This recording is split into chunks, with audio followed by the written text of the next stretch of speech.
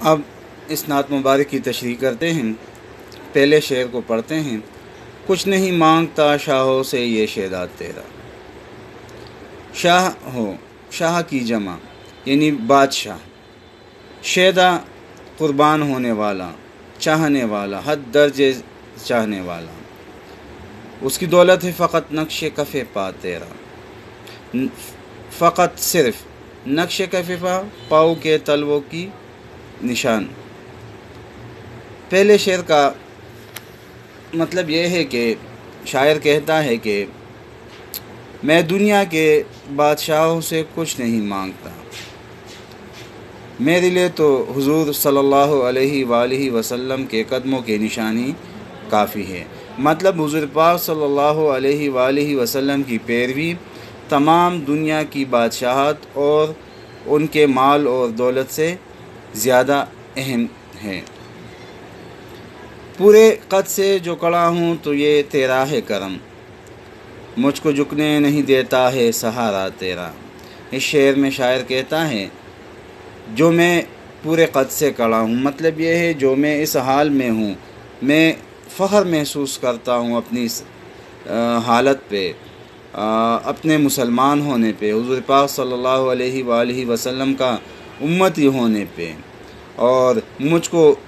جھکنے نہیں دیتا ہے سہارا تیرا، کیونکہ میں اس لیے فخر سے کڑا ہوں، میرا سر اس لیے فخر سے اونچا ہے کیونکہ میرے ساتھ حضور پاک صلی اللہ علیہ وآلہ وسلم کا سہارا ہے، میرے ساتھ حضور پاک صلی اللہ علیہ وسلم کی مدد ہے، یعنی میں حضور پاک صلی اللہ علیہ وسلم کے دامن کو تاما ہوا ہوں، اس لیے میں پورے قد کے ساتھ آب و تاب کے ساتھ میں کڑا ہوں، مجھے کسی کا ڈر اور خوف نہیں ہے۔ لوگ کہتے ہیں کہ سایہ تیرے پہ کر کنتا، پہ کر جسم وجود، میں تو کہتا ہوں جہاں بر پہ ہے سایہ تیرا۔ اس شعر میں شاعر بڑے خوبصورت انداز میں کہتا ہے کہ یہ عام بات ہے، یہ مشہور بات ہے کہ حضور پاک صلی اللہ علیہ وآلہ وسلم کے جسم مبارک کا سایہ نہیں بنتا تھا، یہ ان کی تخصیص تھی، خصوصیت تھی حضور پاک صلی اللہ علیہ وسلم کی کہ ان کے جسم میں مبارک کا سایہ نہیں تھا،